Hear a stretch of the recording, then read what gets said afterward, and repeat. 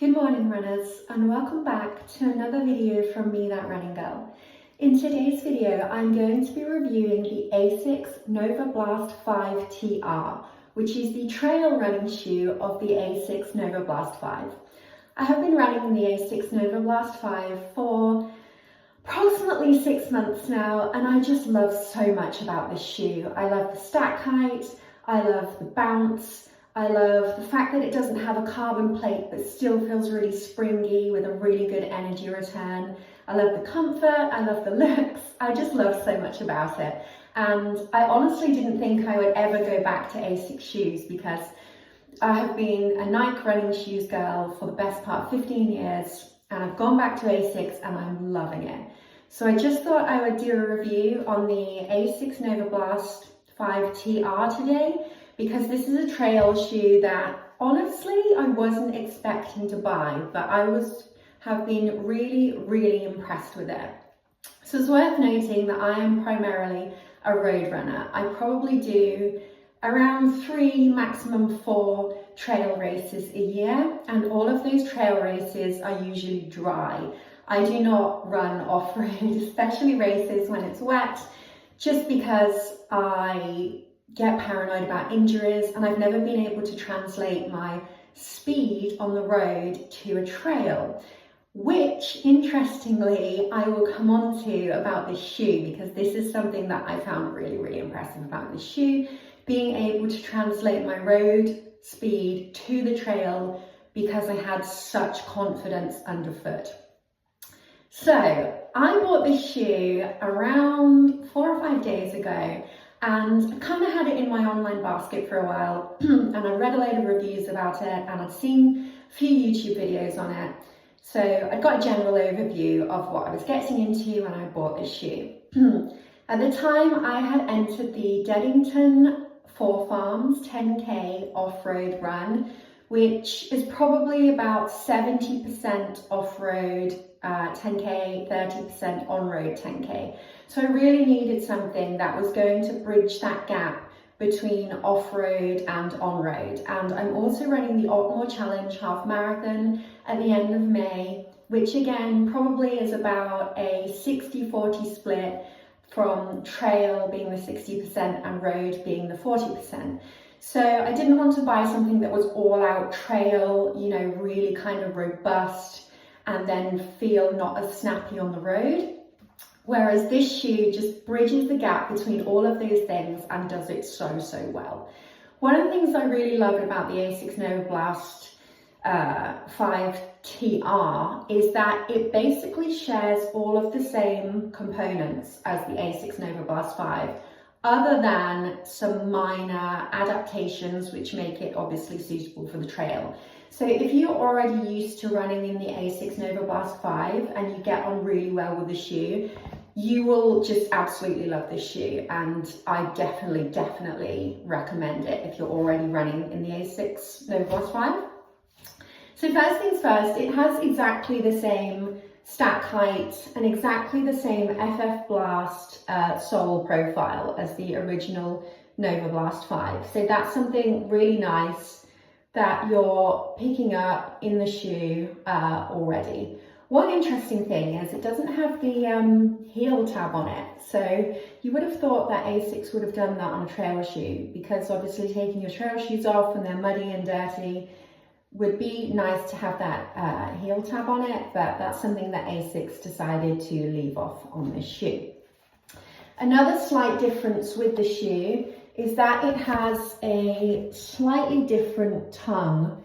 So the tongue on the trail version of the Asics Novablast is a bit more robust, a little more padded, and yeah, it just feels a little less racy than the version on the regular Novablast. One thing also that you're going to really appreciate on the trails is Asics have added this panel, this darker green panel here of waterproof protection, and they also have a bit more at the front in the toe area, you know, so that you can protect yourself against rocks or, you know, really tough terrain in the toe area. There definitely seems a lot more protection going on here. The main difference between these two shoes is the sole of the shoes.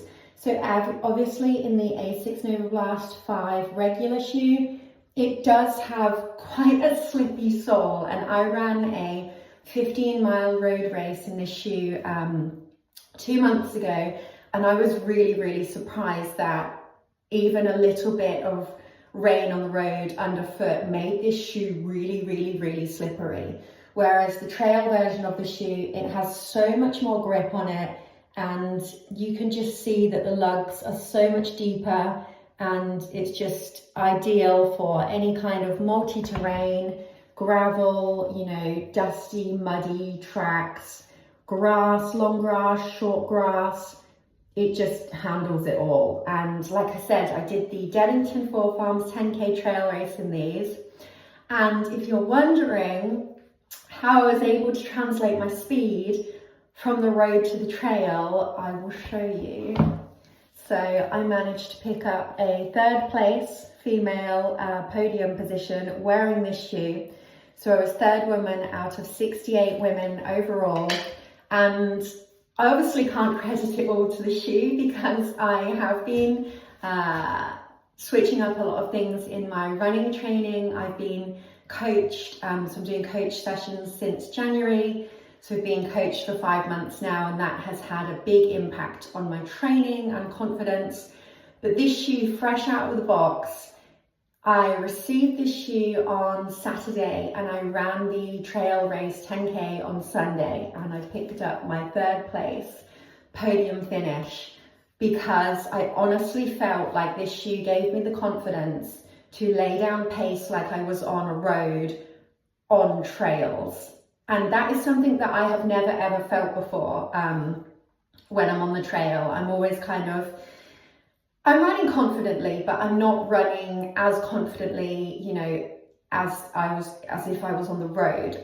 So I'm not I'm definitely watching my step more, and I'm almost not in the same kind of stride pattern than when I'm on the road. My sort of stride pattern is a lot more cautious usually, but in this shoe, I just honestly felt like I was flying on the trails, and it was such a nice feeling, especially to have the bouncy underfoot FF Blast, all the stack height. It just honestly feels like you're running on clouds, and it is the best feeling ever. I previously reviewed the Nike Invincible shoe and said that it was the best shoe and it was so bouncy and so fun to run in. But honestly, if you're running in the Nike Invincible and you're thinking about the Asics Novablast, either the original or the trail version, you will just love them so much. Another interesting difference about the shoe is that I have a very slight different lacing system. So I'm not sure why Asics decided to do the lockdown only on the first 3 laces, which they've done in both of these shoes. Because for me, when I pull this tight, the lockdown here is a lot better than the lockdown at the top, where they've obviously missed this part off. They've only put it on the top 3 laces. Also, again, very slight difference, but for me, I did notice this. The laces are slightly thinner in the Novablast trail version, whereas on the regular one, they are definitely thicker. And when you pull those to do them up, you really do notice the difference. For me, the sort of flat laces and the wider laces definitely give a bit more of a robust lockdown, as opposed to the thinner laces, which don't feel like they're going to snap, but I definitely feel like over time I might be replacing them with the wider laces.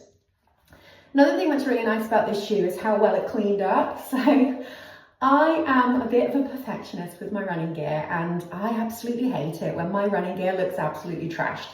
And I obviously wore these for the first time at the race, and it was 99.9% dry, other than a super muddy bit at the bottom of the field that doesn't receive any sunlight, and I went squelching through in my new shoes and they were just absolutely ruined. But I got them home and I managed to clean them up, literally just, you know, with a sponge and some water and some washing up liquid. I didn't have to put them in the washing machine, which I was really pleased about, because sometimes I feel like that ruins the midsole of a shoe.